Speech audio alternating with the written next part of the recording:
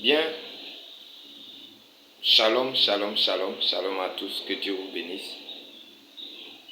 Ce matin, notre cours va se porter sur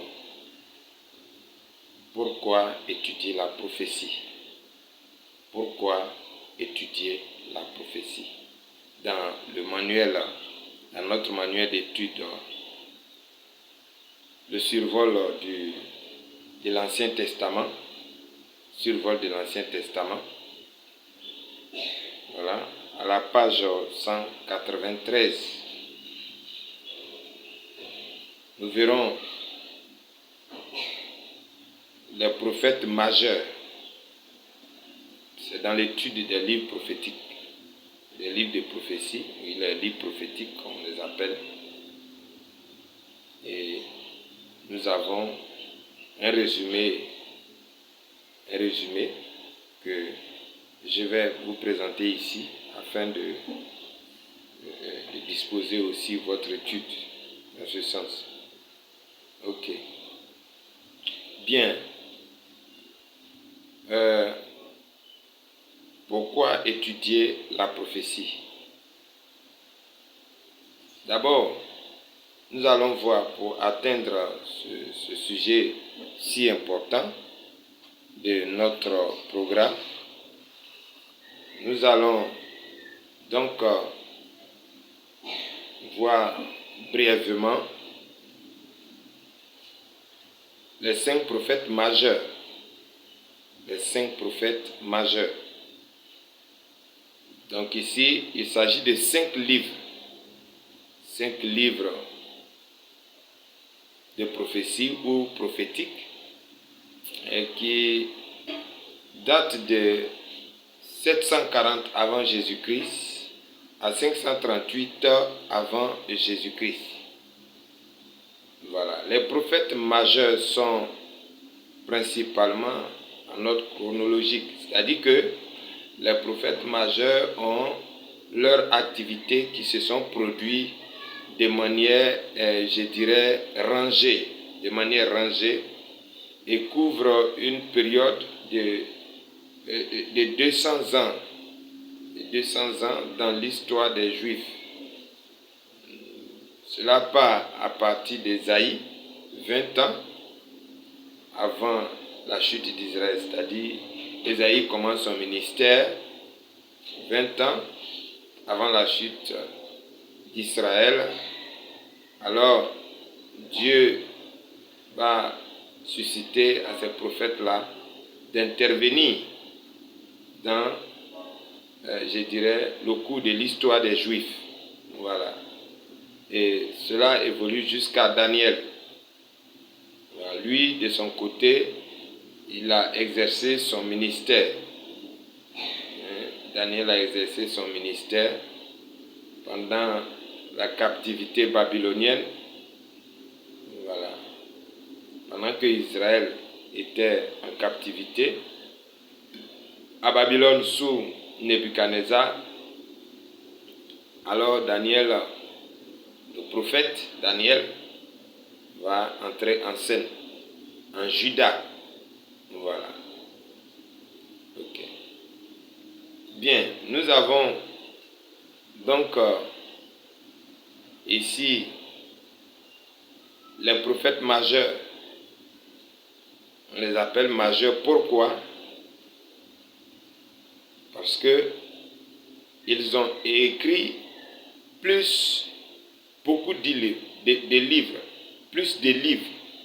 Les prophètes majeurs ont écrit plus de livres.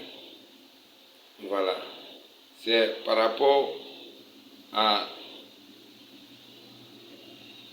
je peux dire, au nombre important des livres qu'ils ont écrits qu'on les appelle prophètes majeurs. Nous avons aussi les prophètes mineurs. Ils ont des petits écrits. Ils n'ont pas écrit un grand nombre. Mais ils ont quand même eu des écrits, mais qui sont en nombre restreint. C'est pourquoi on les appelle les prophètes mineurs. Et cela aussi à cause de l'importance de leurs écrits. Voilà. Et donc, nous voyons que les prophètes, dans leurs écrits, ont quand même exécuté, parlé, révélé, montré le plan de Dieu pour Israël, pour son rachat, pour sa rédemption, pour son salut, et aussi pour l'humanité tout entière. Voilà. Et le plan de Dieu pour l'histoire des hommes, pour leur salut. Voilà.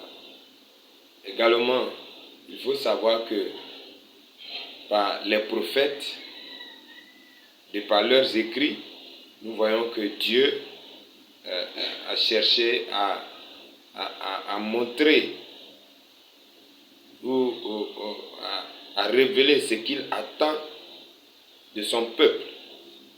Ce qu'il attend de son peuple. Voilà. Donc, c'est un peu l'introduction. Un résumé bref de l'introduction. Bon, concernant les 5 prophètes majeurs. Donc là, il y a 5 livres. On voit aussi que 3 livres ont été écrits avant l'exil. Nous avons Ésaïe et Jérémie. Jérémie et Lamentation. Et 2 livres sont écrits pendant l'exil. On les appelle les livres exiliques. Voilà. Et nous avons Ézéchiel et Daniel. Voilà. Donc ce sont ces 5 livres-là. Ces 5 auteurs, ces 5 prophètes qui sont les prophètes majeurs. Voilà. Bien. Ensuite, nous abordons le grand point. Pourquoi étudier la prophétie? Il y a 6 bonnes raisons pour étudier la prophétie. Voilà. Elle est importante. Il y a 6 bonnes raisons qui montrent son importance. Au travers de 20 à 25% de la Bible qui se présente comme prophétique, prophétie en elle-même dans ses écrits. Et deuxièmement, la fidélité, la souveraineté, la puissance surnaturelle de Dieu que démontre la prophétie, que révèle la prophétie. Nous avons aussi l'encouragement aux croyants à garder espoir. Encouragement aux fidèles, aux croyants, au peuple de Dieu à garder espoir en leur Dieu. Nous avons 4e point, la motivation qu'apporte la prophétie par rapport à une vie de sanctification, à une vie de sainteté, à une vie selon Dieu. La prophétie nous révèle cela. Et 5e, la prophétie révèle aussi la vérité de Dieu, et elle nous révèle les conséquences du péché. Les conséquences du péché, spécialement la désobéissance à la parole de Dieu. Donc la prophétie est importante. En 6e point, dernier point, nous avons le but et le plan de Dieu que révèle la prophétie. Vous comprenez? Voici les 6 bonnes raisons. Aujourd'hui, nous entendons les prophéties. Paul dit de rechercher le don de prophétie. Et ces 6 points nous révèlent les bases fondamentales sur lesquelles une prophétie doit être donnée. Les prophéties disent aussi l'avenir, nous révèlent l'avenir, mais pas des choses qui n'ont pas d'importance aux yeux de Dieu. La prophétie est importante lorsqu'elle apporte vraiment la vie, lorsqu'elle apporte l'espoir. La prophétie est importante lorsqu'elle révèle le plan de Dieu. Elle révèle l'amour de Dieu pour l'homme. Pour l'homme. Comment nous devons vivre? Quand elle fait des mises en garde, elle donne des avertissements. Le prophète prophétise. Le prophète apporte la parole de Dieu. Mais pendant qu'il est en train de parler de la part de Dieu, pendant qu'il est en train de prophétiser, lui, il ne connaît pas à quelle étape ou à quel jour ou à quelle date que la prophétie va s'accomplir. Mais une chose est certaine, c'est que le prophète ou l'envoyé qui annonce, qui parle de la part de Dieu, qui prophétise, croit en cette prophétie, a confiance en cette prophétie. Il sait dans son fort intérieur que la prophétie va s'accomplir.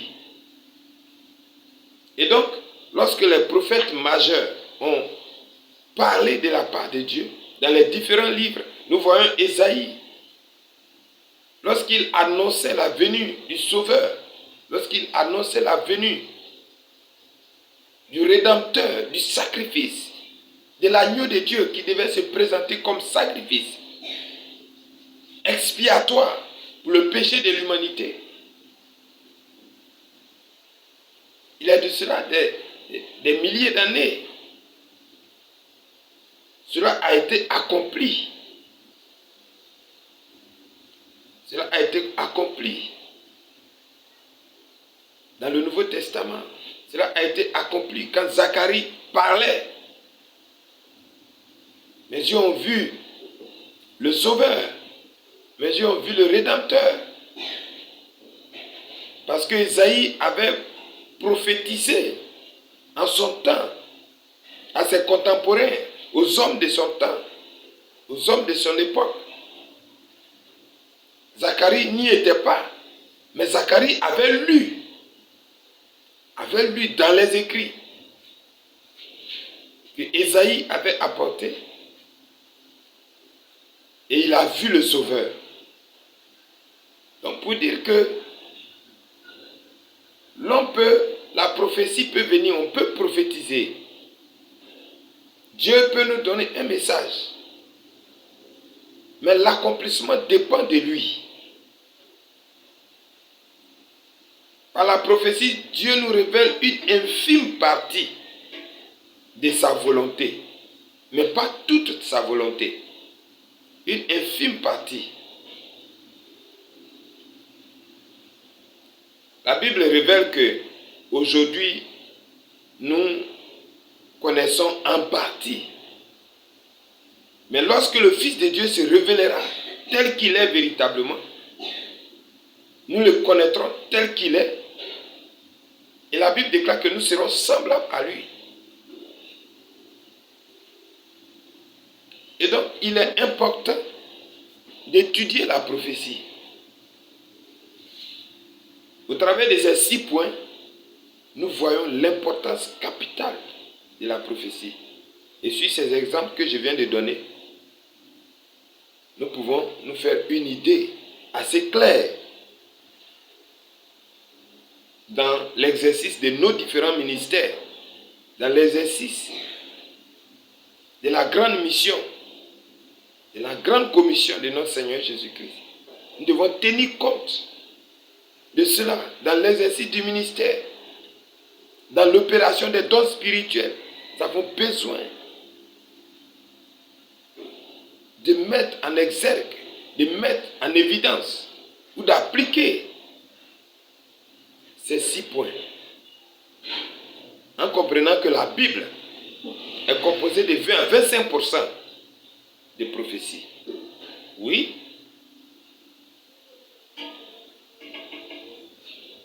C'est la parole de Dieu. C'est Jésus-Christ lui-même. Nous voyons aussi la fidélité, la souveraineté, la puissance de Dieu que révèle la prophétie. Nous avons l'encouragement aux croyants, aux frères, aux sœurs, lorsque nous prophétisons, c'est pour les encourager à garder la foi, à marcher conformément au Seigneur. Nous avons la motivation de par notre prophétie. On n'est pas là pour condamner les gens, on n'est pas là pour les blâmer, mais nous sommes là pour les motiver. Le prophète motive, il corrige, mais aussi il sanctionne. Quand la parole de Dieu dit de sanctionner. La prophétie révèle la vérité, révèle Christ. Christ dit, je suis le chemin, la vérité, la vie. La prophétie révèle Christ, elle est christocentrique. La prophétie est christocentrique. Elle doit être basée sur Christ, sur la parole de Dieu. Non pas sur nos imaginations, mais sur l'inspiration du Saint-Esprit. L'inspiration de la parole. Pour parler et apporter ces choses-là. Pour révéler au monde entier que Christ est la vérité. Que la vérité qui sauve, la vérité normative, la vérité totale, c'est Christ. C'est la Bible, c'est la parole de Dieu. En elle, il y a une puissance. Donc la prophétie révèle la puissance de Dieu, révèle la vérité et révèle aussi les conséquences du péché. Spécialement l'obéissance. Parlons, nous disons spécialement l'obéissance parce que, et plutôt la désobéissance, parce que c'est par ce point capital, je dirais que l'homme a vraiment perdu, je dirais, sa place dans le jardin d'Éden. L'homme a perdu, a échoué. Le premier Adam a échoué dans le jardin d'Éden. Mais le deuxième Adam, Jésus-Christ, a triomphé dans le jardin de Gethsémane. Il a triomphé. Il a remporté.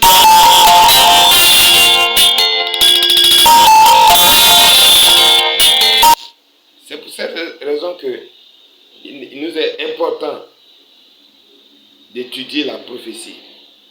La prophétie révèle le but et le plan éternel de Dieu. Le but de Dieu, c'est de nous sauver, nous avoir auprès de lui, dans la vie éternelle. Jésus dit, je vais au Père, je vais à mon Père, je vais vous préparer une place. S'il n'y avait pas de place, je n'allais pas vous le dire. Je vais vous préparer, il y a assez de places. Lorsque j'aurai fini de vous préparer une place là, je viendrai vous chercher, vous prendre avec moi, pour que vous soyez avec moi, pour que là où je suis, vous soyez avec moi. Comprenez? Et donc, il est important, en nous basant sur ces 6 points, nous comprenons aisément et clairement pourquoi il faut étudier la prophétie. Que Dieu vous bénisse. Et bonne étude, et bonne recherche, bonne réflexion. Dans l'exercice du ministère, nous verrons dans le manuel, le tome 3 qui parle des dons spirituels, nous verrons de manière plus approfondie. Nous aurons une vidéo là-dessus, sur ce cours. Nous verrons de manière plus approfondie l'exercice des 9 dons, des dons spirituels, et nous verrons leur opération, comment opérer dans ces 9 dons. Nous allons mieux saisir. Et en nous basant sur ces 6 points, nous pourrons être des véritables prophètes de Dieu. Que Dieu nous bénisse. Shalom à vous. Shalom chez vous. Et shalom sur votre famille. Paix de Christ dans vos cœurs. Bonne journée.